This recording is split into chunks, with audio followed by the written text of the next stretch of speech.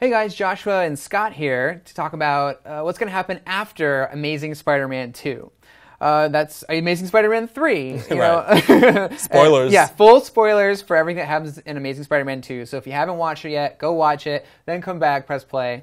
Okay, let's dive right into it. Yeah. You know, Gwen is dead. Gwen Stacy's dead. Yeah. So I think that's the big Didn't see that question coming. is, will Mary Jane come and be the new love interest come Spider-Man 3? Yeah. So so they shot footage of a couple of scenes with Shailene Woodley, right, from Divergent. For Amazing Spider-Man 2, which didn't make it into the final cut, but she was MJ for a while. So there was an idea to bring MJ into it and to kind of lead into Spider-Man 3, Amazing Spider-Man 3. Will they still stick with that? Who can say? Because they don't seem to have a hardcore game plan. Anything could happen. Yeah, anything could happen. But do you want to see, like, because most audiences are familiar with Mary Jane as being Spider-Man's love interest. Yeah. Is that something you want to see, like, on screen? I want to see something new and different. And Mary Jane does not seem like she's new or different. We did it with Kirsten Dunst for 3 movies. Really? You don't want to see, like, it's like Superman not having Lois Lane, like. Yeah, you know what? I would love to see a Superman movie where he's out in space without no Daily Planet, no Jimmy freaking Olsen, no Lois Lane. Just like to send the character off and do something different. That's why I want to see a Planet Hulk movie as well. You know, but. Well, let's bring it back. That's to Spider-Man. not going to happen. So. Let's bring it back. So you don't want to see Mary Jane. What about other familiar Spider-Man elements like Jonah Jameson? We got like a tease from him in the movie with those emails and like the Daily Bugle Tumblr, and we know that Peter Parker is working for the Daily Bugle, but do you want that to be sort of a part of his life now and having to report to his boss and everything? Well, so I guess we know Andrew Garfield he claims he's only doing 3 movies, right? So I guess the question is, will Amazing Spider-Man 3 kind of bring everything full circle, kind of like we were saying earlier, how Skyfall kind of brought James Bond to where we know the character to classically be. So will Peter wind up at the Daily Bugle and everything? I could see it happening.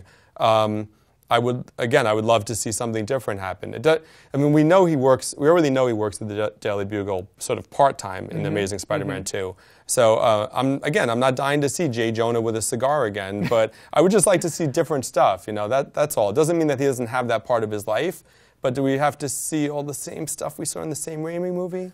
I mean, what do you think? I feel like I wouldn't want to do just a straight up Mary Jane like romance. First of all, that feels kind of weird, but I could see some sort of competing for his interest, like they teased Felicia, who becomes the Black Cat. Right. We think. Well, in the comics she does. No, I know. We think in the movies. But we don't know for sure that that's the Black Cat in the movies. Yeah, right? we're not for sure. But let's just say they're going to go that route. Okay. For my theory, at least. Okay. I feel like a love triangle would be really interesting. Sure. He meets the girl next door, Mary Jane Watson, but then he sort of pulled the other way when he meets the Black Cat, who's on tiptoeing on the other side of the law. So I feel like that could be a way to go. You know, the chemistry between Garfield and Emma Stone was so strong in the first 2 movies. It's really the best part of the first 2 movies, if you ask me. And I think you kind of agree, right? So with that gone, I think the Amazing Spider-Man 3 is already going to be at a bit of a loss not having Emma Stone there. And then you're going to have Peter kind of, he's in deep mourning over the loss of Gwen. So is there going to be a creepiness factor if he's then? Well, they showed some time had passed, and I feel like they would set the movie a little time after, because people move on. It happens. The heart can heal, but then and it does at his young whippersnapper age, because he's still in college. Yeah, that's true. So he'll be wanting to get back on I think Spider-Man the Bachelor. I think he should become a spider monk. And just devote his existence to some Gwen's weird memory. movies to happen. But I think another big question for Spider-Man 3 is, who's the villain gonna be? Yeah. In Spider-Man 2 we had Electro as sort of the face of the movie, of like the big villain, but also Goblin was there. And as we've seen in the past, Spider-Man movies like to get more and more villains as they go. But if you could choose just one main central villain for Spider-Man 3, who would you pick? Mysterio. And his fishball head. I love that guy. He's just a different kind of villain, I think.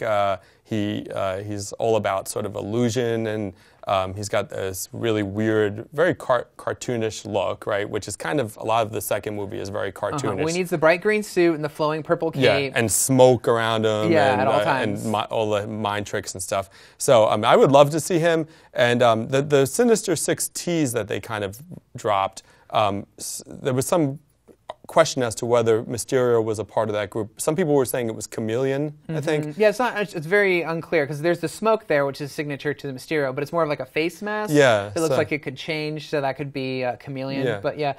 Who would you like to see? I would like to see, honestly, Kraven the Hunter, because he's got that great story.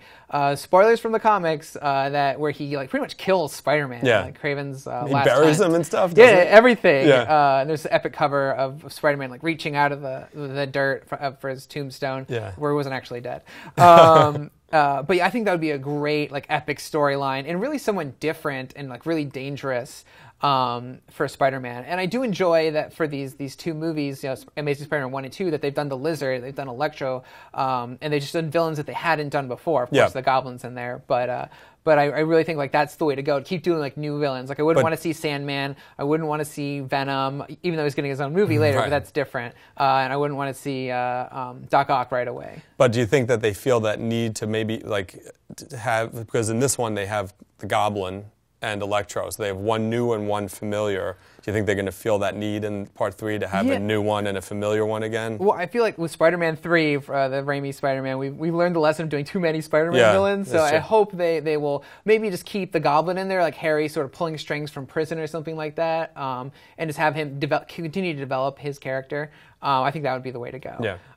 But yeah, so there it is. That's our thoughts for Spider-Man 3. Like, let us know what you think about Mary Jane and seeing J. Jonah Jameson, and what villain you want to see in Amazing Spider-Man 3. And for all your Spider-Man needs, keep it locked to IGN.